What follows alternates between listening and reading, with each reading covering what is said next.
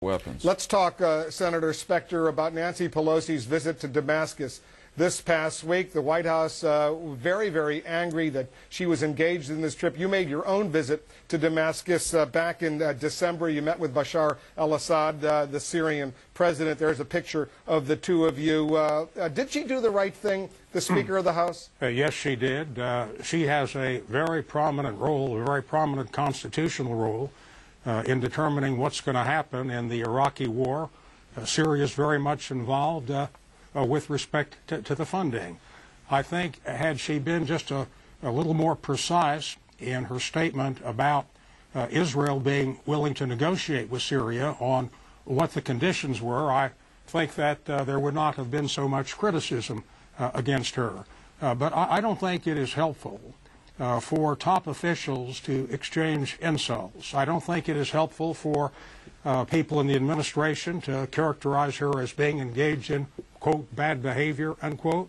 I don't think it's helpful for replies about a tantrum, although you can understand a reply with provocation. But I believe that Assad can be negotiated with. I've made 14 trips there, Wolf, in the past 2 decades, and have been able to be helpful in a number of situations which I can document. And I think opening discussions with Syria are very, very important. And I'd rather Condoleezza Rice did it, but if not, it's up to Speaker Pelosi and Arlen Specter and others. What about Senator Lieberman? What do you think? I respectfully and strongly disagree with Arlen Specter and with Nancy Pelosi. I believe her visit to Syria was a mistake, that it was bad for the United States of America and good for the Syrians. And I say this because Syria, we're in a war. We're in a war against the Islamist terrorists who attacked us on 9/11/01. Syria is a state sponsor of terrorism. But they had nothing to do with 9/11.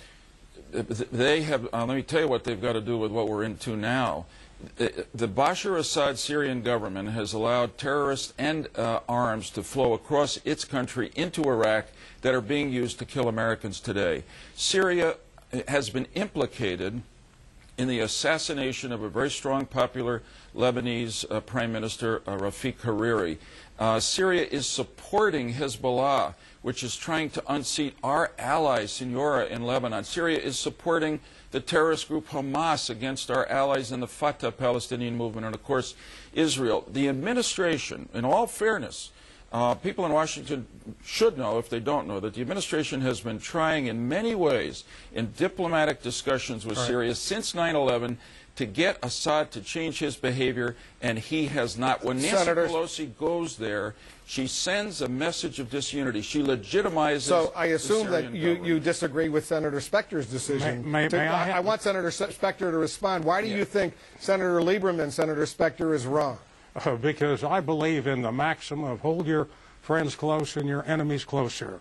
President Ronald Reagan declared the Soviet Union to be the evil empire, and immediately thereafter he undertook negotiations with them. Look, Assad is not a Boy Scout, but we have to deal with him. He's there. And in my conversation with him, I think there are ways to get him to stop arming Hezbollah and to stop arming Hamas. They came on the brink of a solution to the Golan Heights in 1995 and again in the year 2000.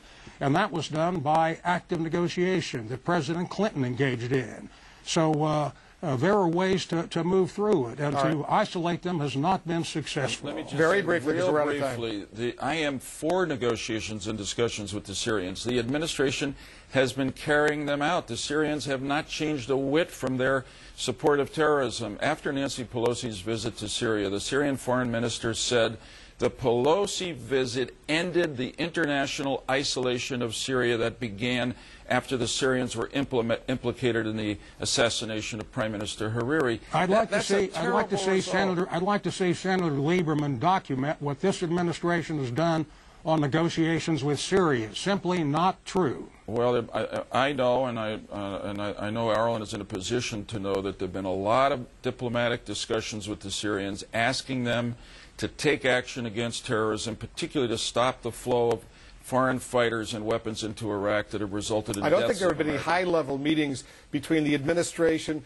and the Syrian president or foreign minister and here's or why. even the ambassador in Washington. Wolf, here's why.